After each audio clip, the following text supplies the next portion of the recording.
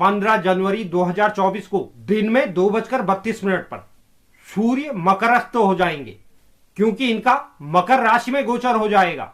सभी ग्रहों में सूर्य को राजा का दर्जा प्राप्त है और यह एक प्रमुख ग्रह भी माने गए हैं। यह प्रकृति की ऊर्जा का स्रोत है। सूर्य के बिना जीवन संभव नहीं है। यह व्यक्ति के अंदर दृढ़ संकल्प देने वाले ग्रह हैं। इसके अलावा हमारे नेतृत्व गुणों का भी यह प्रतिनिधित्व करते हैं। तो इसलिए किसी भी समय अवधि में सूर्य का गोचर व्यक्ति के जीवन में अनेक प्रकार के प्रभाव डालता है। तो यह प्रभाव हमारी 12 राशियों पर किस प्रकार के पड़ेंगे?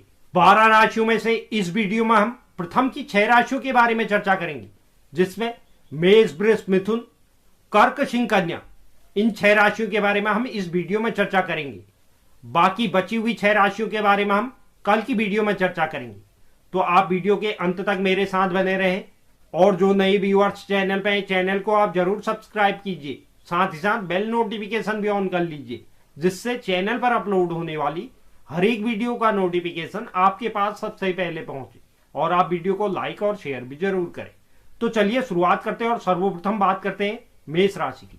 मेष राशि के लिए सूर्य पंचम भाव के स्वामी होते हैं। इस गोचर काल की अवधि में यह आपके कर्म के 10वें भाव पर विराजमान होने वाले हैं। यहां पर बैठे हुए सूर्य की 7वीं दृष्टि आपके 4th भाव पर रहेगी। यह गोचर आपको अपनी इच्छाओं को पूरा करने में कामयाबी देने वाला है।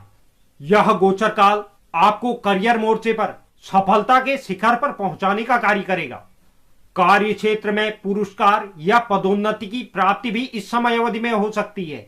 जो जातक सरकारी नौकरी की तैयारी कर रहे हैं, उनके भी सफलता के योग इस समय अवधि में बनेंगे। आप अपने करियर के दायरे को बढ़ाने में सफल रहेंगे। बेरोजगार जातकों को कई अवसर इस समय अवधि में प्राप्त होने वाले हैं। हो सकता है आप करियर से संबंधित विदेश यात्रा पर भी जाएं। व्यवसाय में भी आप अच्छा रिटर्न प्राप्त कर पाएंगे। आपके अंदर ऊर्जा और आत्मविश्वास में वृद्धि होगी। व्यवसाय क्षेत्र में आप कई उपलब्धियां हासिल करने वाले हैं। जीवन साथी के साथ रिश्ते में ज्यादा ईमानदारी देखने को मिलेगी। आप अपने रिश्ते में अच्छी मजबूती, प्रतिबद्धता और खुशहाली का अनुभव कर पाएंगे। हालांकि स्वास्थ्य के मामलों में आपको पैरों में दर्द, जोड़ों में जकड़न जैसी समस्याएं हो सकती। इस गोचर काल को और अधिक शुभ करने के लिए ओम सूर्याय नमः मंत्र का प्रतिदिन 108 बार जाप करें। बात करते हैं वृषभ राशि की। वृषभ राशि के लिए सूर्य 4th भाव के स्वामी होते हैं। इस गोचर काल की अवधि में भाग्य और पिता के 9वें भाव पर सूर्य मकरस्थ होंगे। इस समय अवधि में आपको विदेश में संपत्ति खरीदने का मौका मिल सकता है। हो सकता है आप विदेश में जाकर पढ़ाई करें। आप विदेशी रिटर्न के जरिए भी अच्छी कमाई कर संतुष्टि प्राप्त करने के मौके प्राप्त कर सकते हैं। करियर के दृष्टिकोण से भी सूर्य का मकर राशि में गोचर होना आपके लिए भाग्यशाली साबित होगा। नौकरी क्षेत्र में नए नए अवसर मिलेंगे और आप उत्साहित नजर आएंगे। अगर किसी अन्य नौकरी की आप तलाश में थे या जो नए जातक नौकरी की तलाश कर रहे थे, उन्हें भी बहुत सुनहरे अवसर इस समय अवधि में प्राप्त हो सकते हैं। व्यवसाय में विस्तार और उसमें सफलता के योग बनने जा रहे हैं। आप लाभदायक रिटर्न प्राप्त करेंगे। चाहे आप साझेदारी में व्यवसाय कर रहे हैं या सिंगल व्यवसाय कर रहे हैं, आपको इस समय अवधि में सफलता प्राप्त होगी। प्रतिस्पर्धी आपकी सफलता देखकर चकित रहेंगे। पैसों के मामले में भी सूर्य का मकर राशि में गोचर आपके लिए लाभदायक सिद्ध होगा। आप इस समय अवधि में किसी लाभदायक क्षेत्र में निवेश करने की योजना भी बना सकते हैं। रिश्तों के संबंध में भी यह गोचर काल आपके लिए काफी खुशियों भरा रहेगा। अपने परिवार के सदस्यों और जीवन साथी के साथ आपके रिश्ते मधुर रहेंगे। वह आपका हर कदम पर साथ देंगे। आप अपने जीवन साथी या परिवार के साथ किसी शुभ अवसर पर भी भाग ले सकते हैं। यह गोचर स्वास्थ्य के नजरिए से भी आपको सकारात्मक ऊर्जा देने वाला है। उच्च रोग प्रतिरोधक क्षमता आपको उत्तम स्वास्थ्य प्रदान करेगा। इस गोचर काल को और अधिक शुभ करने के लिए प्रतिदिन भगवान सूर्य नारायण को जल जरूर चढ़ाएं। बात करते हैं मिथुन राशि की। मिथुन राशि के लिए सूर्य 3य भाव के स्वामी होते हैं। इस गोचर काल की अवधि में अनिश्चितताओं और आयु के 8वें भाव पर सूर्य का गोचर होने वाला है। नौकरी पेशा जातकों को इस समय अवधि में योजना बनाने और अधिक योजना के साथ कार्य करने की आवश्यकता होगी। यह गोचर काल की अवधि में आपके जीवन में परेशानियां दस्तक दे सकती हैं। नौकरी क्षेत्र या व्यवसाय में अप्रत्याशित बदलाव देखने को मिल सकता है। व्यवसाय में भी आपको उस प्रकार का लाभ प्राप्त नहीं हो पाएगा जिसकी आपने आस लगाई थी। कुछ स्थितियां आपको व्यवसाय में नुकसान भी दे सकती हैं।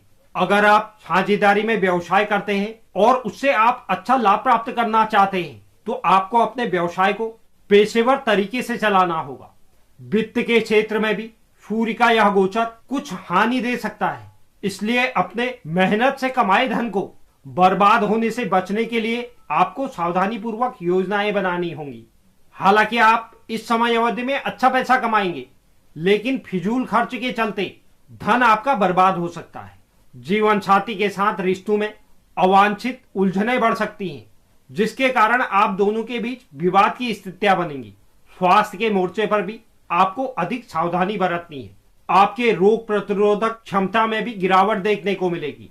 इस गोचर काल को शुभ करने के लिए रविवार के दिन लाल चीजों का दान जरूर करें। बात करते हैं कर्क राशि। कर्क राशि के लिए सूर्य द्वितीय भाव के स्वामी होते हैं। इस गोचर काल की अवधि में साझेदारी में व्यवसाय और दाम्पत्य जीवन के सप्तम भाव पर सूर्य गोचर करने वाले।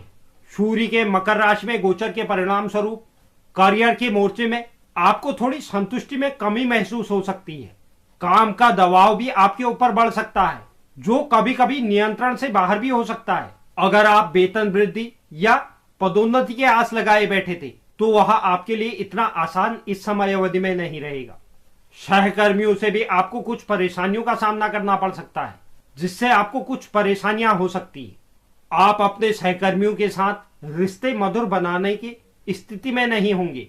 पैसे के सिलसिले में आपको अपने दृष्टिकोण में थोड़ा धैर्य बनाए रखना होगा। व्यवसाय में भी आपको पेशेवर तरीके से चलने से और एक योजना बनाकर चलने से आपको व्यवसाय में कुछ लाभ हो सकता है, क्योंकि इस समय अवधि में व्यावसायिक साझेदार के साथ भी कुछ उलझनें बढ़ती हुई दिखाई दे रही है। अगर हम रिश्ते की बात करें तो जीवन साथी के साथ अहंकार से संबंधित कुछ टकराव भी देखने को मिल सकते हैं। अवांछित बहस होने की आशंका है। अगर स्वास्थ्य की बात करें तो स्वास्थ्य में तो आपको कोई बड़ी समस्या का सामना नहीं करना पड़ेगा, लेकिन किसी प्रकार का दर्द या जोड़ों में अकड़न जैसी समस्या हो सकती है। इस गोचर काल को शुभ करने के लिए प्रतिदिन गायत्री मंत्र का 21, 51 या 108 बार जाप करें। बात करते हैं सिंह राशि। सिंह राशि के लिए सूर्य प्रथम भाव के स्वामी होते हैं। इस गोचर काल की अवधि में रोग ऋण रिपु के छठे भाव पर सूर्य का गोचर होने वाला है। सूर्य का मकर राशि में आपके छठे भाव पर गोचर करना आपको करियर के मोर्चे में अच्छी सफलता और पहचान देने वाला होगा। इस दौरान आप अपने करियर में तरक्की प्राप्त कर पाएंगे, जिसकी आपने उम्मीद लगाई थी।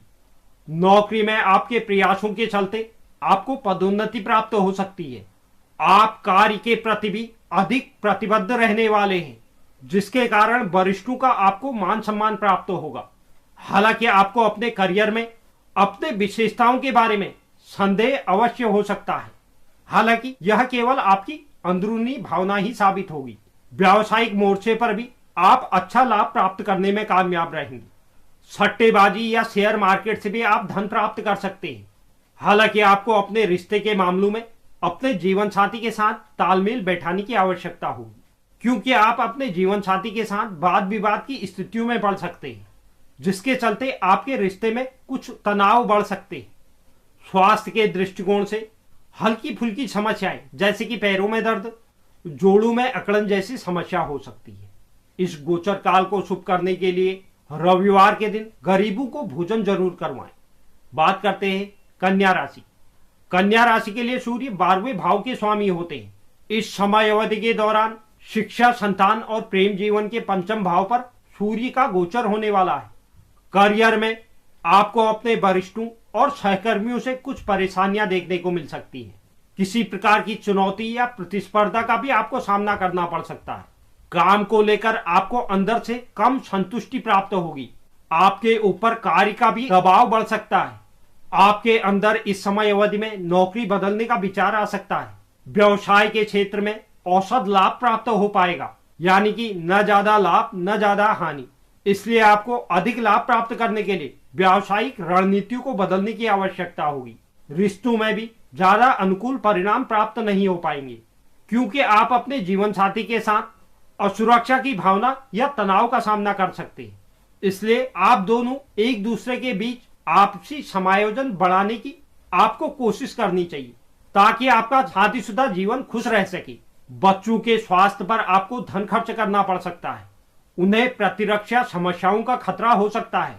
इसके अलावा खांसी या सर्दी भी परेशान कर सकती है। इस गोचर काल को शुभ करने के लिए ओम सूर्याय नमः मंत्र का प्रतिदिन 108 बार जाप करें।